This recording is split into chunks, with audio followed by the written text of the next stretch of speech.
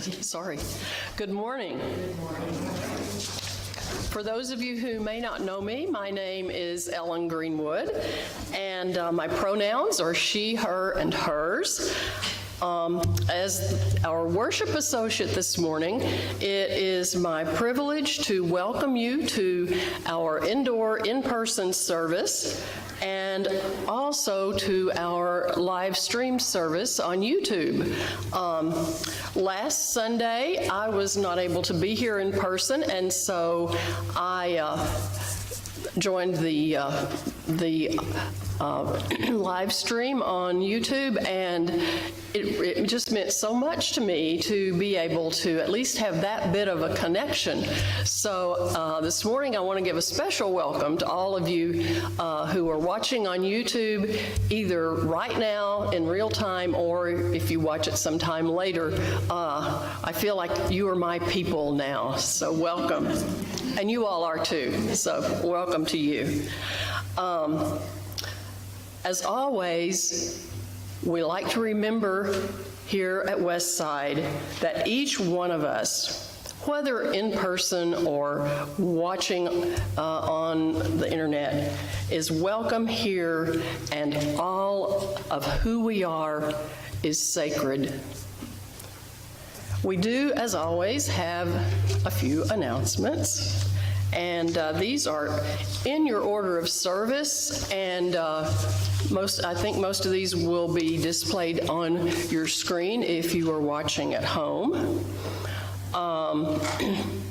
First of all, today, if you are interested in membership at Westside, there will be a membership question and answer period at 12 noon following this service, where you can come and learn about Unitarian Universalism and the 7 principles that guide us. You can find out a little bit about Westside, explore our programming, and think about how you might find a place here at Westside. This will be led by Reverend Carol, our minister, the Reverend Carol Bordeaux, and also Elizabeth Corbett. And if you are wanting to join us from home, if you look in last Wednesday's newsletter, there is a link to the Zoom link that will allow you to be a part of that conversation. I guess the next big thing coming up for Westside will be our fall auction, which is this coming Saturday, and it will be from 2 to 5 outdoors right here at Westside. Those of us who came for the outdoor auction last year had lots of fun, and so I hope everybody will come. And Elizabeth Corbett would like to say something concerning the auction.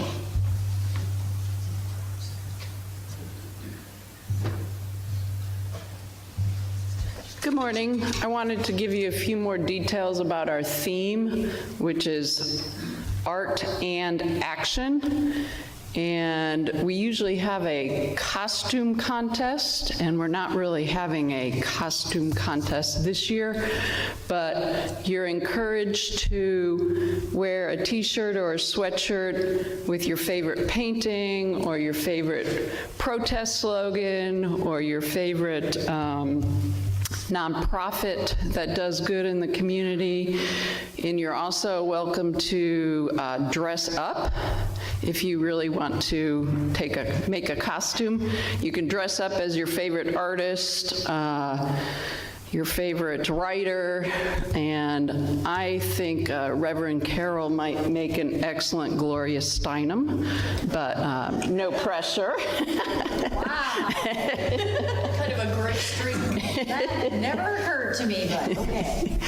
But, and as far as things you can donate, and I'm trying to think creatively. If you know some skill or craft that you would like to do, maybe some watercoloring or knitting that you can teach someone. If you know how to fix some electronics like coffee pots or computers or hair dryers, that's a great skill and something creative.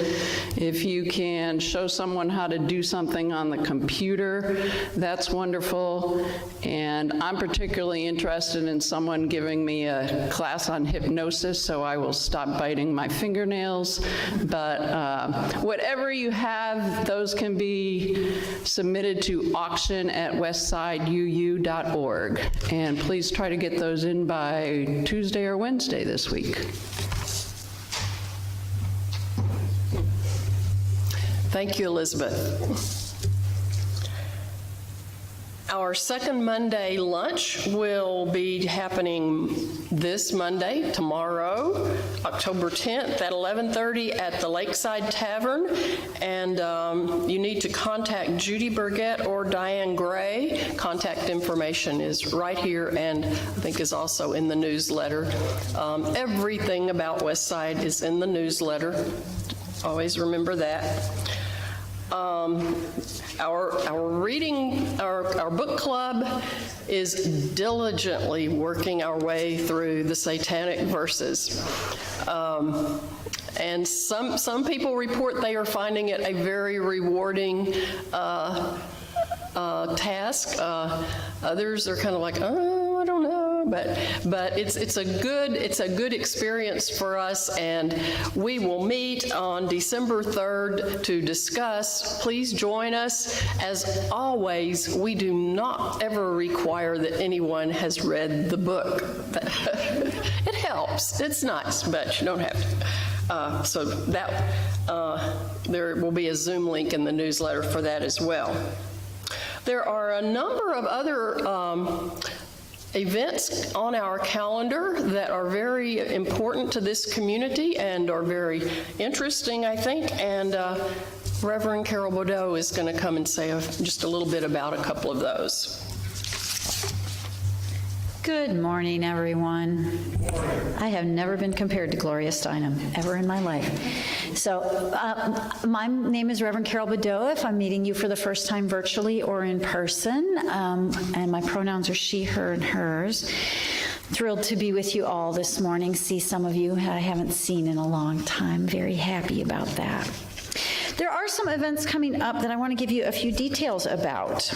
So, on October 23rd, some of you may have been paying attention in our newsletter. We've been having these little questions about reproductive justice. Some of you were here when Elizabeth and Curtis Dush did a service about reproductive justice. So, in a few weeks, in 2 weeks, we're actually going to have a forum after the service to discuss reproductive justice. So what's going to happen is this: 2 weeks from now, from 12:30 to 2 after the service, we'll have a light lunch. You don't have to sign up. You can just stick around and show up for it. There's going to be a chance to really talk about how we all are feeling about reproductive justice issues, how we want to move forward as individuals and as a community on reproductive justice in Tennessee. So you can attend in person, we'll have some food, or you can attend virtually. There will be a Zoom link in the newsletter. And the way that's going to work is we're going to talk through some of the questions that have been posted in the newsletter.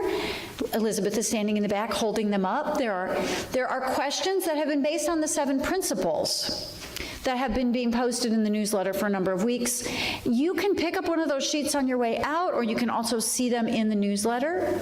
And they're questions about how do our principles connect to reproductive justice issues. We'll also be doing some risk assessment kinds of questions on that day. So I really encourage you all to participate one way or another in that.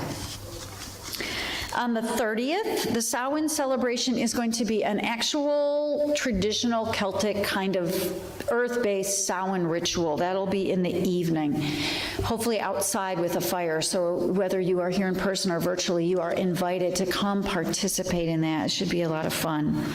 I will mention Linda Fippin's Arts and Crafts Saturdays, starting on November 5th. Chance to come and just do whatever art or craft you like, hang out with other people doing arts and crafts. First Saturday of the month, right, Linda? And finally, our retreat is scheduled to start, it's for the weekend of November 11th through 13th at Pickett State Park. If you have not made a cabin reservation, I believe there's going to be one cabin available. You can talk to me about that, but there will be bunkhouses available for anybody who wants to stay in the bunkhouses, and I will have sign-up sheets out starting next Sunday, and also online. You can sign up to attend that.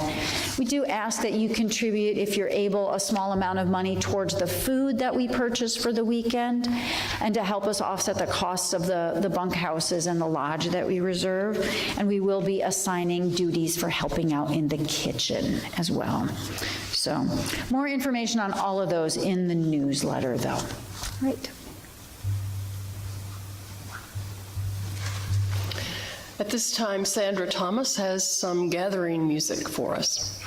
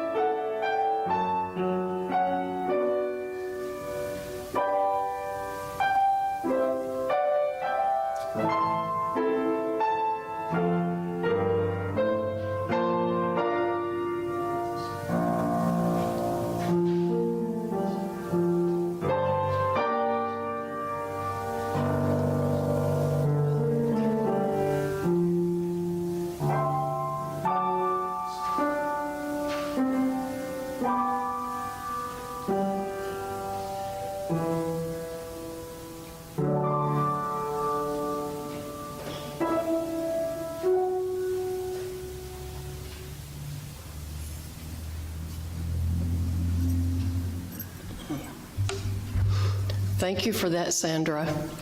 I have late-breaking news for our announcements. Jerry Thornton just gave me word from the reopening committee that they decided that we would move the auction indoors. So this is a time of year, and I think especially this fall, when we don't quite know what to expect with the weather, so that way we won't have to worry. We will be in here. So just remember that for next Saturday. And I had not heard that before, so that's good news. At this time, Reverend Carol will invite our Tibetan bowl to sing.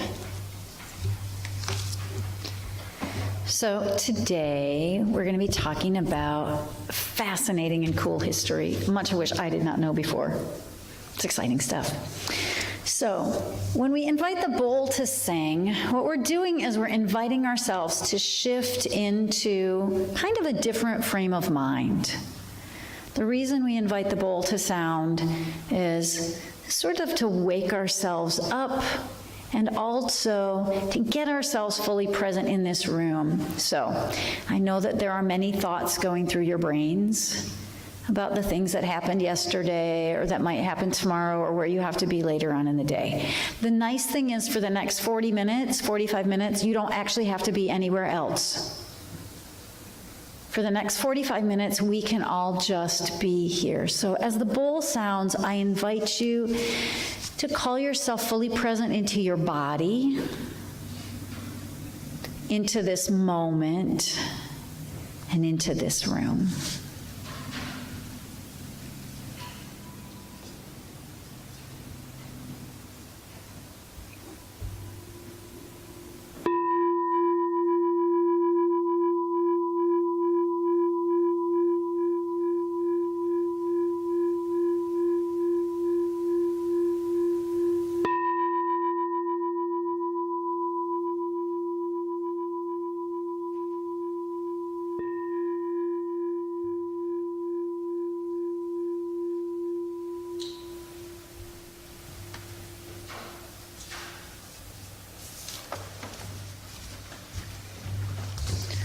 Good morning. I have our chalice lighting for today. If Ellen will come light the chalice for us.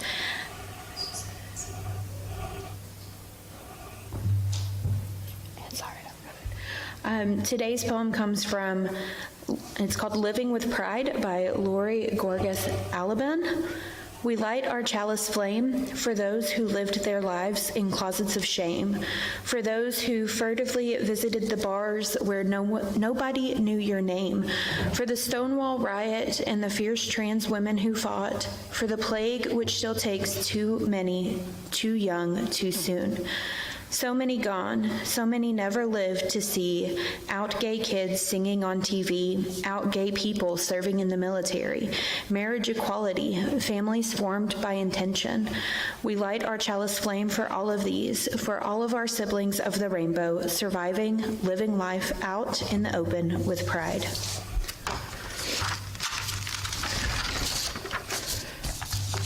Good morning, everyone. My name is Morgan Ringlespaw, if I haven't met you before, and I use they, them pronouns. Today, we are discussing some of the ways LGBTQ plus culture has existed from a historical perspective. October is gaining recognition as LGBT History Month, and a website of the same name, lgbthistorymonth.com, is hosted by the Equality Forum. Each day, a new icon is featured in a video with a short biography attached as a way to give visibility to the under-recognized successes of gender, romantic, and sexual minorities. The Equality Forum itself is a nonprofit 501c3 organization with an educational focus and a mission to advance the civil rights of sexual and gender minorities both nationally and internationally. Here at Westside, many of you may be familiar with our traditional reading of the names, a way that we try to name and honor those who have been killed for authentically living and simply existing while transgender or gender nonconforming.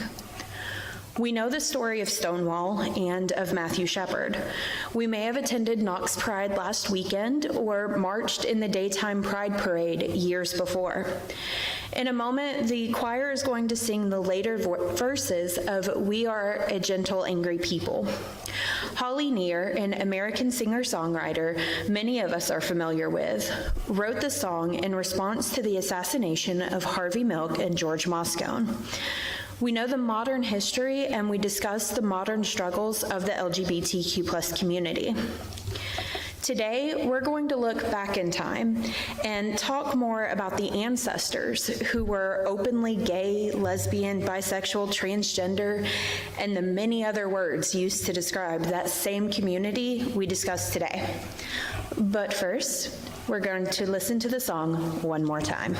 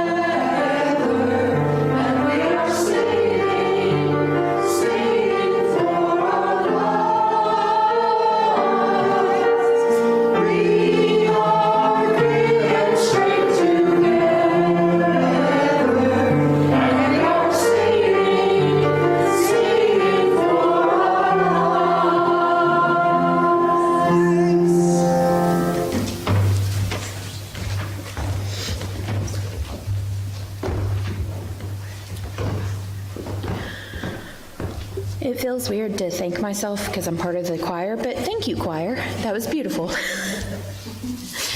So for many of us, when we think of non-heterosexuality in the ancient world, we may think first of the Greeks, and there's 6 different types of love, including pederastia.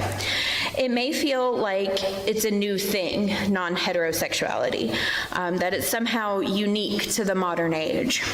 However, an article from worldhistory.org on the LGBTQ+ culture in the ancient world notes that many of the writers from the ancient world would, quote, regularly pass over an individual's sexual orientation unless it had some bearing on the event, because sexual orientation was a complete non-issue. In fact, the ancient world in many societies were concerned more about whether or not the same-sex couple were of the same social status. From the same article, a man who had sex with a man of his own social status was thought to bring good fortune and prosperity, while only trouble could come from a same-sex relationship with someone above or below that same social status. But the same was also believed to be true of opposite-sex relationships. having sexual activities with an individual of the same sex wasn't just normalized, but celebrated, regardless of your marital status. For example, let's consider the joint tomb of Non-Ankh-Khnum and Khnum-Hotep, discovered in 1964. Within the tomb were depictions of these two Egyptian men in various positions traditionally reserved for couples, nose to nose, holding hands side by side, sniffing lotus flowers. Behind these images, almost as an aside, were the wives and children of the two men. In ancient Egypt, reproduction was often seen as an economic and social responsibility more than an addition to an existing family. And the obligation to provide an heir certainly didn't mean that a man couldn't have other relationships. In Mesopotamia, the so-called cradle of civilization, intimate connection was believed to be part of everyday life to the extent that it was included in their religious texts. The Almanac of Incantations contained prayers that favored love for both same-sex and opposite-sex couples. Ancient Persian poetry was filled with homoerotic tendencies. Evidence for the same-sex relationships fill ancient African history, including cave paintings in Zimbabwe and the Modoko-Dako men in Uganda. The Golden Orchid Associations dating back to the late Qing dynasty existed in China, providing a sisterhood alternative to the women who chose not to marry, providing a path for lesbians not only to marry, but adopt female children and inherit property. Homosexuality was so common and so widespread that many cultures didn't even have separate words to indicate relationships between same-sex and relationships between other sex individuals. Why then do we never hear about them? Why, when researching for this service, did I fall down a rabbit hole of research for 4 hours just on the topic of Nankonkum and Khnum-Hotep? Why is this such a surprise? Every source I read pointed to the colonization and assimilation, often, but not always, by Christian colonizers. And it wasn't so much that they took issue with the same-sex relationships, but they sought to eliminate all traces of the original culture. Anything related to the traditional ways of the people, whether that be the politics, religion, or societal expectations and norms surrounding relationships, were thrown out. When the joint tomb was discovered in 1964, for example, debate erupted insisting that these two men were anything but lovers. Maybe they were brothers, twins even, that simply wished to remain together despite the fact that joint tombs were reserved for lovers. Maybe one man was meant to serve the other in the afterlife, except they were both joint overseers of manicurists for their pharaoh, and therefore the same social status, with one not being able to serve the other. Perhaps they were lovers, simple as that, who wanted to spend not just this life, but the next together.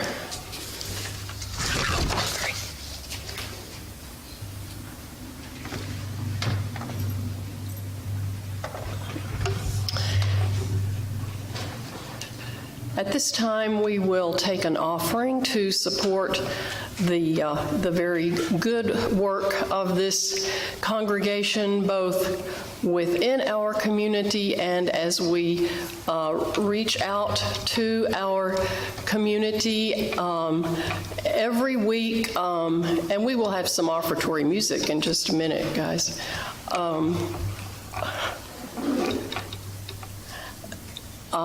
Excuse me, I got distracted. Every month we donate 25% of our undesignated money that is in the plate to an organization in our community.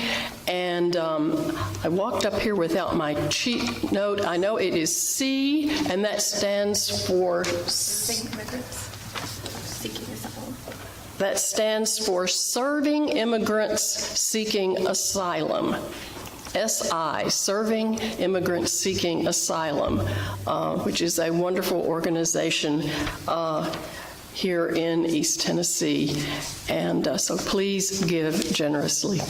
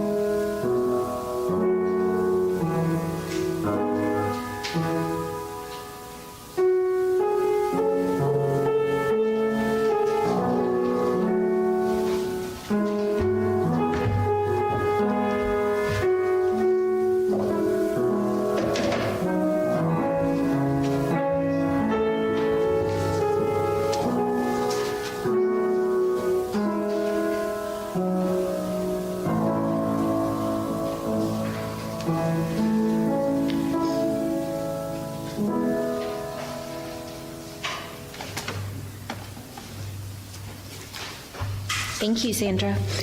That song in particular is one of my favorites, as is the special music that the choir is going to sing in just a moment.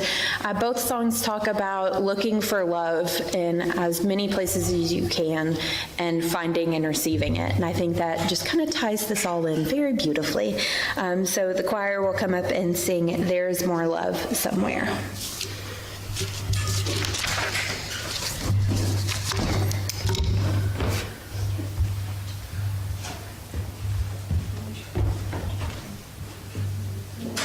Was for the other song. How was this one? There can never be too many flags. What? You can never have too many flags. Deidre, can we have a seat, please? Do you want to conduct They won't be able to see me if I'm conducting with the flag. You won't be able to see the flag, so enjoy the flag. 2 and very end. There is more love somewhere. There is more love somewhere. I'm gonna keep on till I find it. There is more.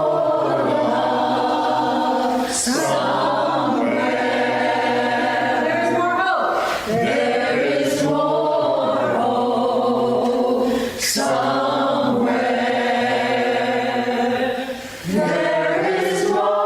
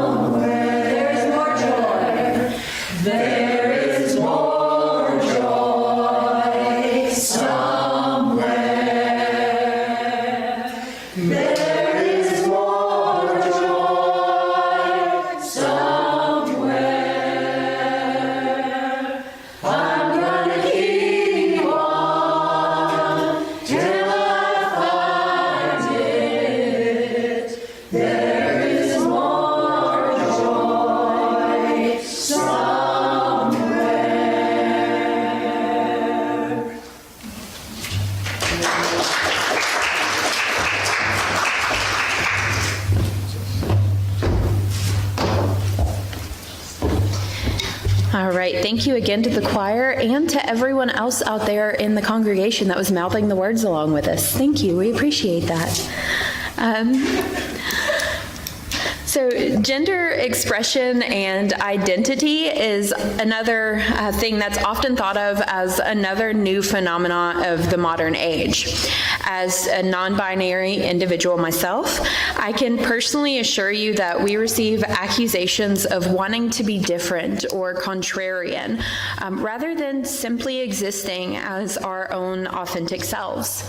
It brings me great joy to tell you how widespread gender plurality was in the ancient world.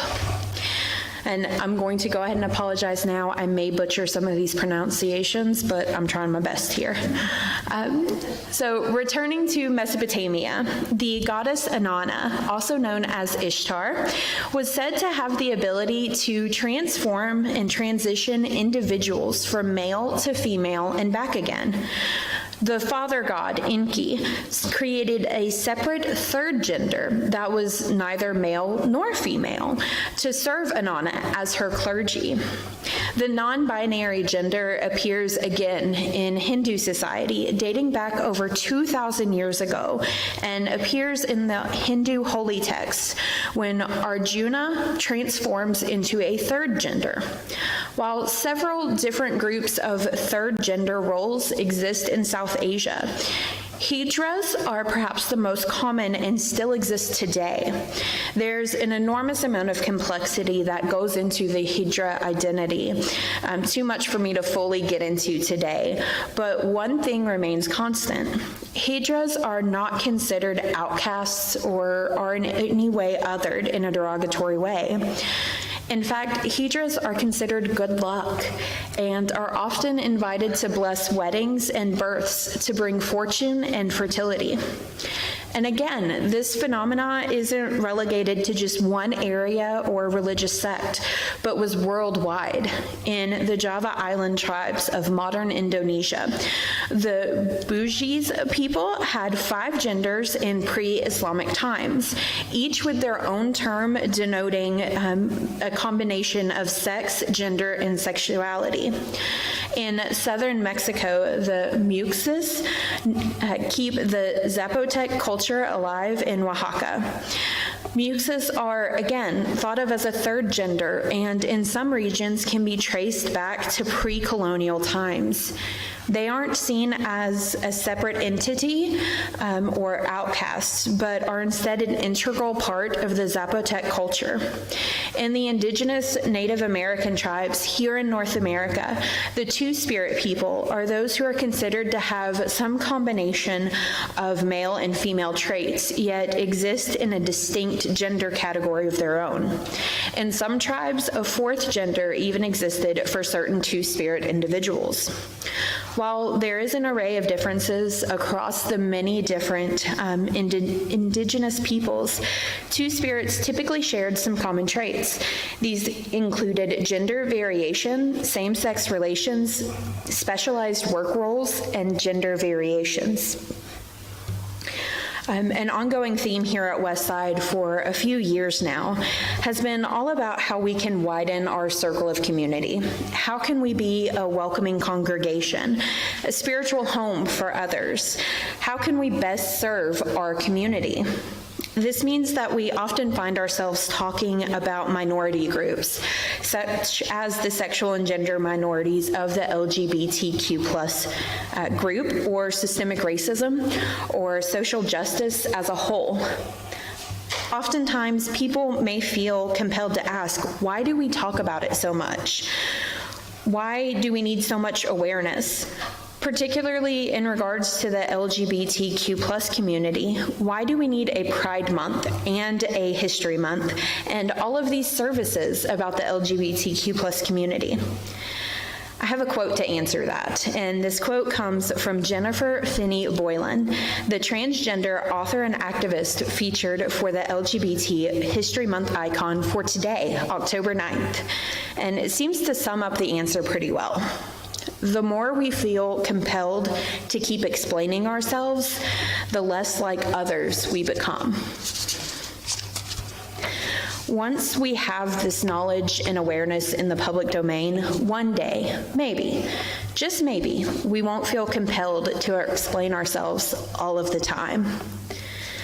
So in closing today, we extinguish the chalice as we end our service, but as always, may you keep the fire of curiosity and community alight within you. May you keep an open heart and an open mind as you go about your daily activities this week. May you be blessed until we meet again. May it be so. Thank you.